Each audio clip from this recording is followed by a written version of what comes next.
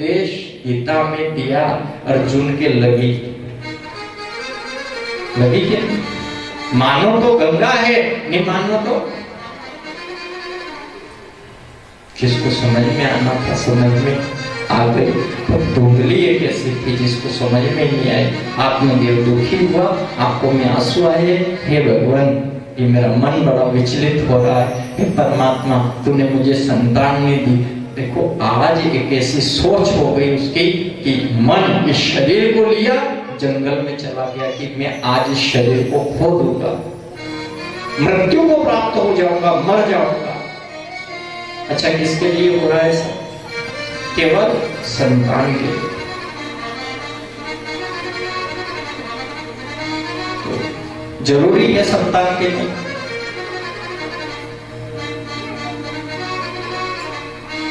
अच्छा जरूरी है संतान। तो कभी कभी तो ऐसा भी देखा जाता है कि जिसके 4 बेटे हैं वो माता पिता भी रो रहे हैं।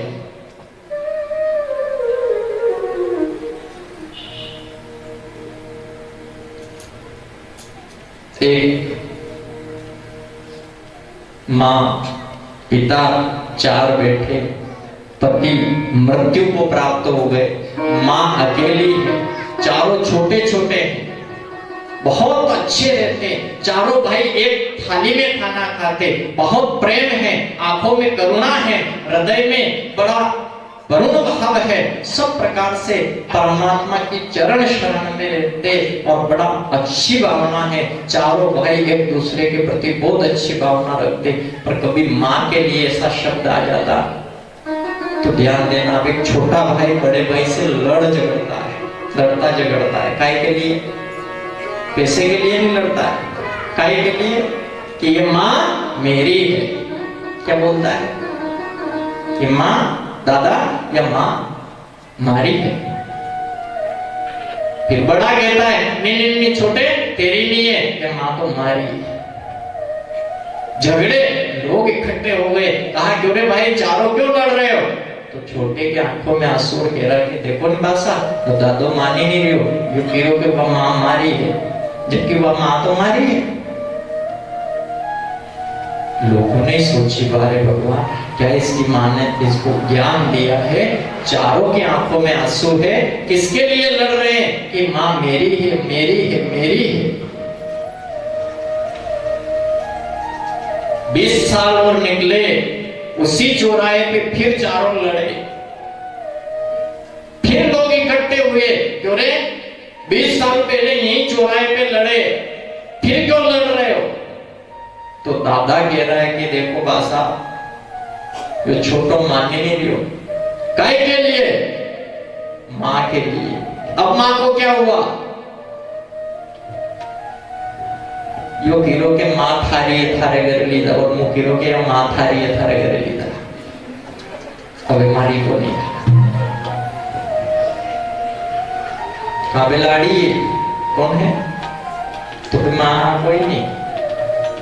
कहीं मन कहीं परिवर्तित हो गया है, उसमें कहीं न कहीं ऐसा शब्द उसके अंदर हृदय भाव में जुड़ गया है कि वो सत्य से दूर हो गया। माँ मेरी हूं कहता हुआ, माँ कह दिया तेरी है, तेरी है, तेरे घर ले जा। वो चारों ने पार्टी करी 3-3 महीना, 12 महीना निकली था माँ का, 6 महीना थी यानी दादा के यहाँ, 6 महीना थी यानी छोटा के यहाँ, 6 महीना थी उनके वहां, 6 महीना थी माँ के। 2 साल पार हो जाए, 3-3 महीने का ऐसा बंधन करे तो पूरा 1 साल पूरा हो जाए, 1-1 साल से रखे तो 4 साल पूरे हो जाए। पार्टी करने का विषय है। संतान के लिए रो रहा है, आत्मदेव की आंखों में आंसू है, पर ये ज्ञानी है, पर फिर भी ये सोच नहीं पा रहा है कि संतान मोक्ष देगी कि नहीं देगी। न तो मोक्ष दे सकती है, वो समय था जो मोक्ष दिया। प्रहलाद एक ऐसा बेटा था जिसने अपने पिता को भक्ति प्रदान करी थी। क्या प्रदान किया था? अपनी भक्ति अपने पिता के लिए दे दी थी, अपनी कोई भक्ति दूसरे को दे। श्रवण एक ऐसा बेटा था जिसने अपनी जवानी माता पिता को दे दी थी। सगर इस इक्ष्वाकु वंश में ऐसे धर्मात्मा पैदा हुए जिसने अपना पुण्य माता पिता को दे दिया। और अभी भयंकर कलिकाल है, कलयुग है। इस कलयुग में 2 रोटी भी दे तो मान लीजिए मित्र, बस अब कोई ना तो धन देगा, ना पुण्य देगा, ना कुछ नहीं देगा। अब तो 2 रोटी शाता की मलिदा तो अब लीजिए तो सोरो श्रवण बैठो है। वो नहीं मिला तो समझ लेना कि कहीं ना कहीं पुण्याय में कमी है। जहां गुरु ने शिष्यों से कहा कि संतान की कामना कि संतान मोक्ष देगी, कि पुण्य देगी, कि मेरे पाप काट देगी, कि अधोगतियां खत्म कर देगी। आप देखो इक्ष्वाकु वंश में कैसे कैसे राजा हुए। कोई कह रहा है मैं धन कमाऊं, पद कमाऊं, प्रतिष्ठा कमाऊं, नाम कमाऊं, 5-6 जगह प्लाट ले लो, मैं 10 बीघे से 20 बीघा कर दूं। इक्ष्वाकु वंश में हरिश्चंद्र को देखो आप, पूछा उससे गुरु ने क्या कर रहा है? दान कर रहा हूं। क्या किया उसने? सब दान किया कि नहीं? जहां सगर के 60,000 पुत्रों को कपिल देव की एक केवल एक दृष्टि मात्र से सबको राख बना दिया। उन सब की मुक्ति के लिए भागीरथ से पूछा क्या कर रहा है? उसने कहा भक्ति कर रहा। किसके लिए? लोग कुआं अपने लिए खोदते, पर वो कैसा एक धर्मात्मा था जिसने पूरे संसार के लिए गंगा को पृथ्वी पे लाया। 3 पीढ़ियां लगी उसकी, कितनी? गंगा को लाने के लिए 3 पीढ़ियां लगी। जब गंगा माता पूरे संसार के लिए, उसने अपने लिए नहीं किया, पूरे संसार जगत को तारने के लिए काम किया। आज दुनिया क्या कर रही है? सब केवल अपना काम हो जाए, भले देश भाड़ में।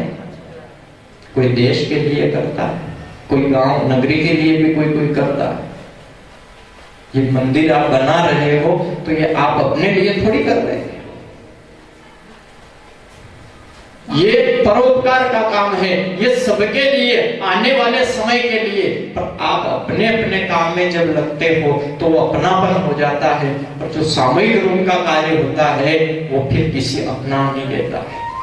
कथा है ये किसी व्यक्ति विशेष की नहीं रहती, कोई सत्संग है ये किसी व्यक्ति विशेष का नहीं होता है, मंदिर है ये किसी व्यक्ति विशेष का नहीं होता।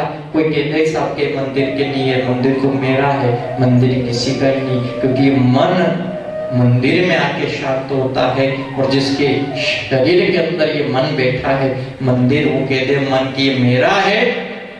तेरा मेरा करके गवाया, साथ नहीं कोई तेरे आया। ये तेरा दिन याद करे तोरे सुमिरन क्यों करे।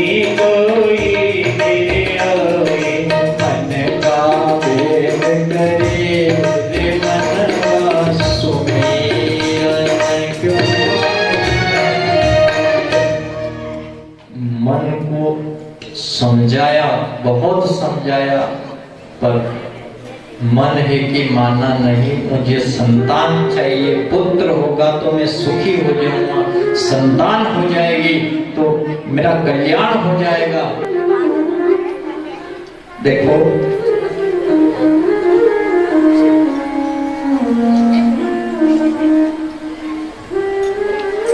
आखिरी वास्तव में संसार का पड़ाव कि बाल अवस्था जवानी में इंसान ये सोच लेता है कि मेरा ये है वो है, मैं ऐसा कर दूंगा, मैं ऐसा कर दूंगा, ये मेरा है, मैं वो ले आऊंगा। इस संसार जगत में आखिरी पड़ाव में कभी हाथ खाली नजर आता है और कभी रोटी के लिए भी ऐसा सोचता है कि आखिर इसका भी क्या होगा। तो इसका प्रभाव आखिर ऐसा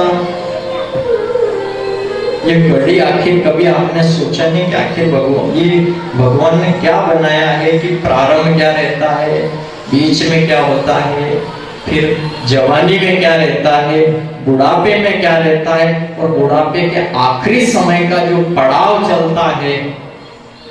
रोटी को छोड़ो, सेवा की इच्छा होती है कि कोई बेटा सेवा करेगा, बहू करेगी, कौन सेवा करेगा। ये सब बातें याद आ रही है आत्मदेव ब्राह्मण को कि तो मेरे पास कुछ धन है तो धन को संभालने वाला मेरा बेटा होगा। कभी शरीर को कोई दुख हुआ तो उस दुख में मेरा साथ देगा। दुनिया जो कहती है कि मेरे माथे पाप चढ़ा है, मन को लेके मंदिर गया था, भोग दिया, चौखट पे इसको नमाया भी खरीद, चौखट पे लगा, असर नहीं हुआ, पाप कहीं बहुत ज्यादा है। मरने की सोची, जंगल में गया, और आप सब इस कथा को जानते हो कि जंगल में गया, मरने वाला था, एक तालाब में गिरने ही वाला था कि गोविंद गुरु बन के आ गए और उस गुरु ने उसका हाथ थाम लिया। एक बात को याद रखना, जिसने पूर्ण विश्वास किया तो भागवत महापुराण में एक कथा यूं बनाई है कि कौन सी कथा किसके असर करेगी। नहीं तो ध्रुव की कथा अगर केवल मन के अंदर बैठ जाए तो कल्याण तो वो भी कर दे। हाथ तो ध्रुव का भी पकड़ा, हाथ तो मीरा का भी पकड़ा, तुकाराम जी का। अच्छा, आप सब रेदा जी को जानते हो, चमड़े का जूता गंगा रे है उसमें, कौन रे? माता पिता के दूर, बड़ी बात को छोड़ो आप, एक जूता सिलने वाला बैठा, एक जूता पड़ा, उसके अंदर उसने पानी भर रखा और कहा है कि ये गंगा है। दुनिया पीने आई, जूते से पानी पिला रहा है, पिए, पानी पिया है, पुराण में वर्णन किया है इसका, पिया पानी। किसी ने कहा गंगा पिला दो, उसने कहा जूते में क्या है? एक व्यक्ति था, वो एक दूसरे को लाया साथ में, चलो रेदास जी संत जी के पास चले और गंगा पिलाए। गंगा जल है उनके पास, लाया पास में, देखा, इच्छा तो हुई पीऊं, आया पास में, देखा गंगा कैसे पिला रहा है? जूते से। एक ने तो पी ली, जूता में पानी भरा है, वो गंगा भरी है, और यूं नमाया, उसने हाथ रखा और पी लिया।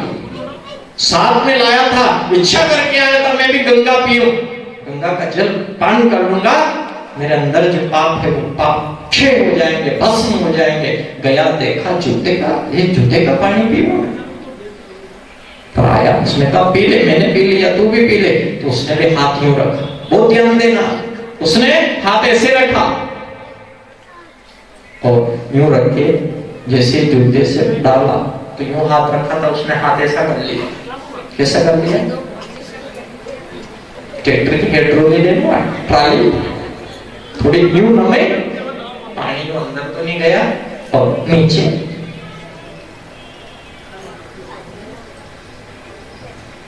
अंदर जाना था ना, अंदर नहीं गया, यूं हाथ किया ने नीचे,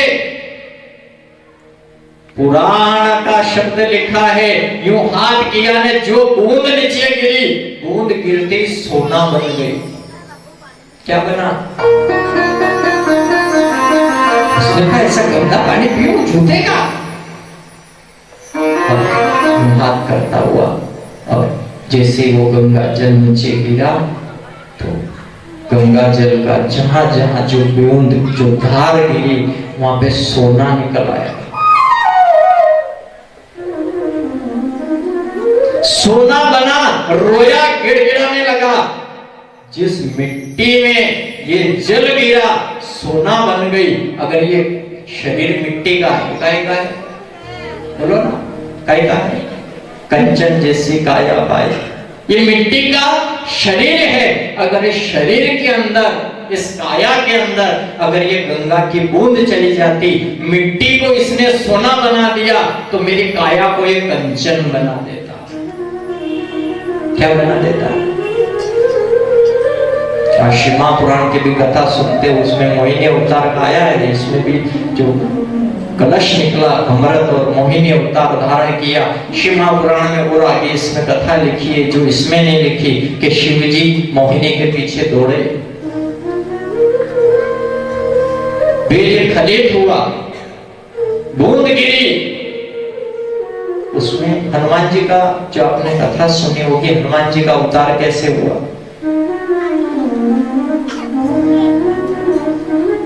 हनुमान जी को 3 नाम कहां से मिले? ये पवन पुत्र है, केसरी नंदन है या शंकर सुवन है? और आप बोलते भी हो शंकर सुवन केसरी नंदन तेज प्रताप महाजगवंदन। तो ये कहां से? तो शिमा पुराण कहती है कि जहां शिव जी दौड़े मोहिनी अवतार के पीछे और जहां जहां ये बूंद गिरी वहां भी इस भारत भूमि पे सब तो सोना। ये सोना की खदान कहाँ है? ये 2 चीज को जोड़ती है। देवनारायण की कथा सुनी होगी आपने, जहां देवनारायण की कथा में 24 भगड़ावत वृत्तांत है जिसके अनुसार ये सोने की खदानें तैयार हुई है। एक महादेव की कृपा है, एक उस नारायण की कृपा है। और संत जनों, जहां सोना मिट्टी सोना बन गई, वो अमृत रूपी बूंद से उस बूंद को गिराना नहीं। ये भावना की बात थी। वो जो उसको जूता नजर आया, जूता तो, लेकिन गंगा कैसे प्रसन्न थी कि जूते में। उसने कहा कि गंगा तो मैं तो काम यही है, जूते का ही काम है, तो इसमें ले। गंगा आना पड़ा, गंगा जूते में भी रही, बैठी वो आके। प्रेम है। कोई बहुत सारे कृष्ण कन्हैया की भी कथा है। कैसा भगवान था कि लोगों की ऐसे वैसे कौन से समाज के लोग थे, झूठी छाछ भी 3-3 दिन की खड़ी पीता गया था। कैसा ये कोई भगवान हो सकता है? पर प्रेम सब कहे, प्रेम न जाना कोई, आठों पहर बहता रहे, प्रेम कहावे सोई। प्रेम के वशीभूत वो कुछ भी करने को तैयार है। इसलिए तो कहा भगत के वश में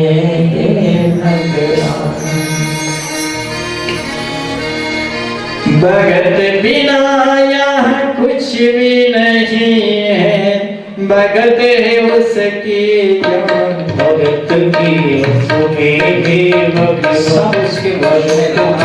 और जहाँ आत्मदेव ब्राह्मण की भावना जागृत हुई, अब उस समय संतो वो मरने वाला था। गोविंद गुरु का रूप लिया, आया, हाथ पकड़ा, खींचा, पूछा क्यों दुखी हो रहे? उसने कहा संतान नहीं।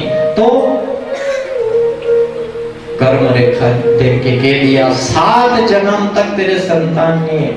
और ज्यादा दुखी हो गया, रोया, चरणों में नमन किया, प्रणाम किया। पर जब वो नमा, मन गुरु के चरणों में दंडवत प्रणाम हुआ, उस समय गुरु को दया आ गई और उसने कहा कि भगत 7 जन्म तक तेरे संतान नहीं है, पर अब तू इतना मन के अंदर अगर ये तेरे को कहीं न कहीं इस करुणा ने सताया है, संतान ने सताया है, संतान होगी तो सुख मिलेगा, तो दे, मैं तुझे फल देता हूँ। झोले में हाथ भरा, एक फल लिया, दिया, उसने लिया, नियम बताए। अच्छा, कोई चीज का नियम होता है? कथा कैसे सुने, इसमें भी नियम पहले आया, उसके बाद कथा शुरू हुई थी। दोनों पैर लंबे करना, कैसे सुना? कथा के लिए रोटी जिमने तक का नियम है, मंदिर में बैठने का भी नियम है। बहुत सारे ऐसे टेका ले ले तो ही लंबा कर ले पैर, बस आधी नींद में नाता लगी है।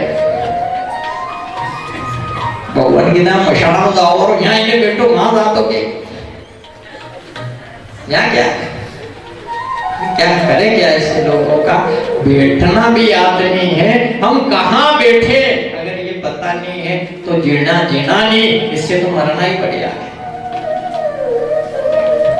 हम कहाँ बैठे, कैसे बैठे, किसके पास बैठे, आप कह दे। ये कथा है भागवत महापुराण। आप देखो प्रसंग, इसी प्रसंग, एक प्रसंग कोई देख लो कि मोहिनी अवतार में भी भगवान ने कहा बैठो रे, बिठाया, यूं भी बैठे यूं भी बैठे। भगवान ने यूं नहीं कहा था कि मैं किसको पिलाऊंगा, उसने सबको पिलाने के लिए कहा बैठ जाओ। तो आप देखो मूर्ख कैसे थे, मूर्खों ने 2 लाइन बनाई। अच्छा, आप कोई कहते कि भगवान की गलती, इसमें भगवान की क्या गलती है?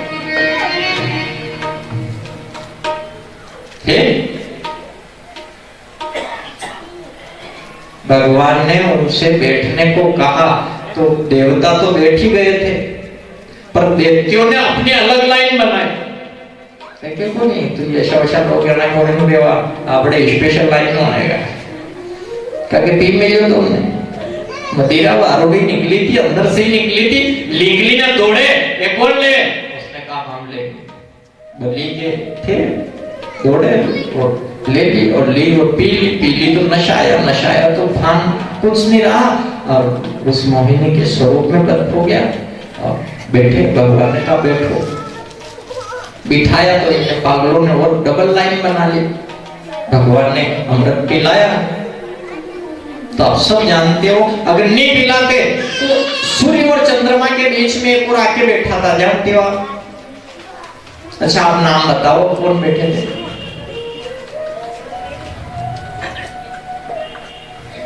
भालोड़ की कथा तो बहुत सुनते हो आप। कौन था जो पंगत में आके बैठा? वहीं से वो शब्द, ये कथा बहुत विचित्र कथा है। इसमें 3 अवतार लेना पड़ा भगवान को। ये भागवत महापुराण की ऐसी है जिसमें 3 बार उसी समय 3 बार अवतार हुआ भगवान का, और बाकी तो भगवान ने एक अवतार लिया। ये लहसुन प्याज की कथा क्यों नहीं खाए, ये सब यहीं से प्रकट हुई। पर ये पंगत जो बनी है ये कहाँ, इसमें क्या हुआ, इस पंगत में कौन आके बैठा? तो कहते हैं इसमें राहु। कौन बैठा था? अच्छा, राहु को सब जानते, पैर लंबा करके बैठा था कि आसन लगा के बैठा था?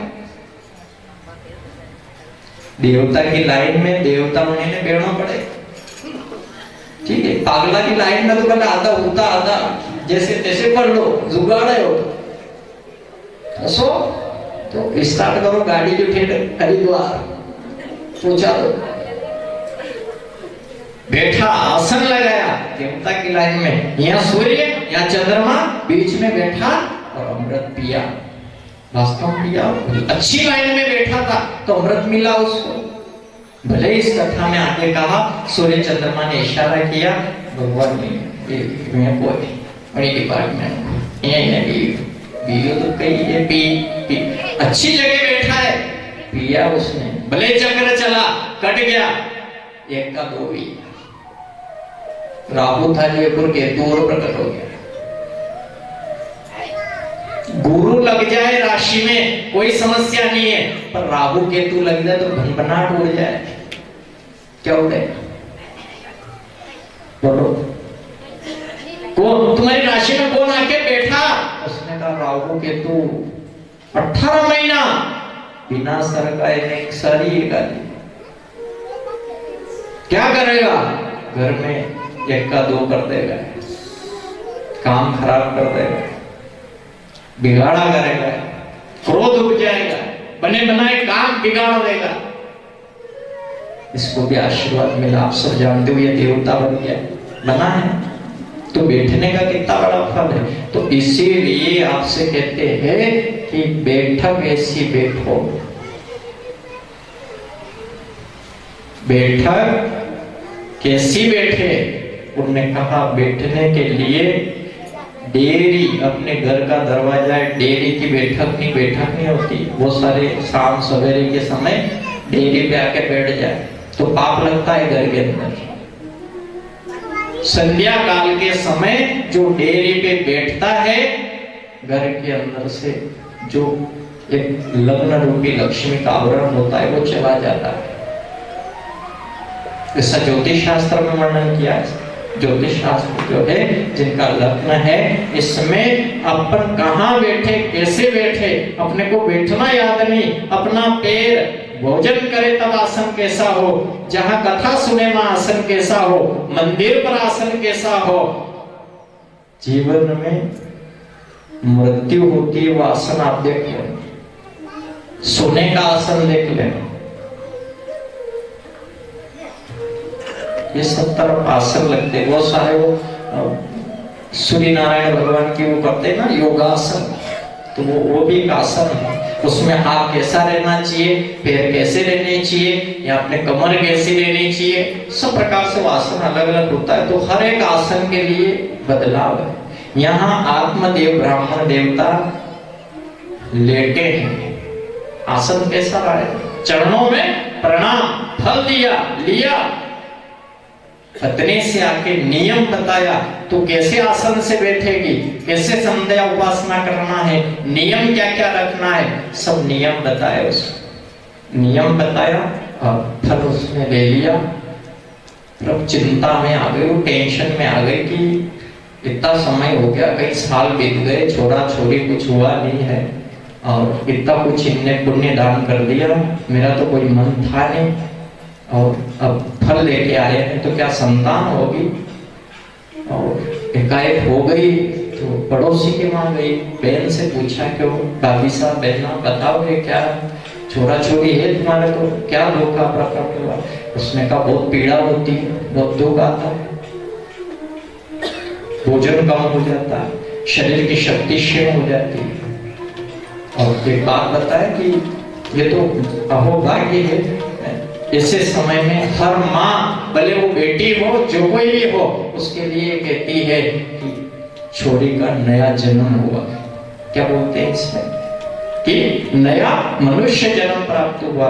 उसने कहा इतना दुख है और बाप मुझे नहीं करना ऐसा कार्य, मर जाए इसमें तो हो सकता है मृत्यु भी हो जाती है। सुना है उन्होंने बहुत अपने आंखों के सामने, ऐसे समय में संतान होते समय में माँ और संतान दोनों मृत्यु को प्राप्त हो गए। तो उसने कहा कि ऐसा दुख होता है तो हमको ये फल नहीं खाना, क्या पता है कोई चमत्कार हो जाए। और सबसे पूछा, सबने ये राय बताई, कोई अच्छी बुद्धि थी, उसने कहा कि देख ये जीवन मरण तो उस मंदिर वाले के हाथ में है, तो अपने मन को इतना खराब मत कर और हो सके उसकी चरण शरण में ध्यान करके अब तू इस फल को खा ले।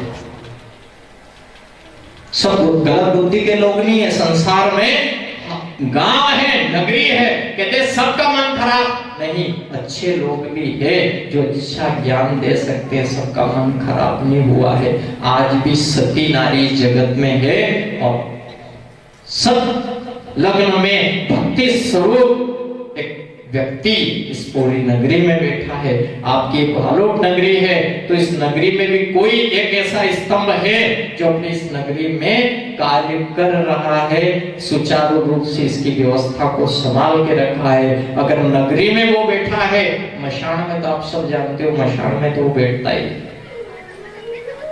मरने के बाद में इस भूत प्रेतों को पकड़ने के लिए तो मशान में वो काल भैरव के रूप में बैठा है, पर नगरी में भी एक बैठा है जो अपनी नगरी की व्यवस्था सुधार रहा है। आप देखो आपके घर में भी एक व्यक्ति ऐसा रहता है जो पूरे घर की व्यवस्था को संभालने की कोशिश करता है। संभले नहीं संभले वो बात की बात, तो नगरी में भी एक ऐसा व्यक्ति रहता है, अस्पताल में जाओ एक व्यक्ति ऐसा रहता है, अस्पताल की सारी व्यवस्था संभालता है। देश की व्यवस्था संभालने के लिए एक व्यक्ति को निर्धारित किया है, देखो पूरे भारत देश की व्यवस्था को संभाल रहा है। जैसे तैसे कई टूटी फूटी जो कुछ समस्या आ रही है, पर वो अकेला कहाँ संभाल।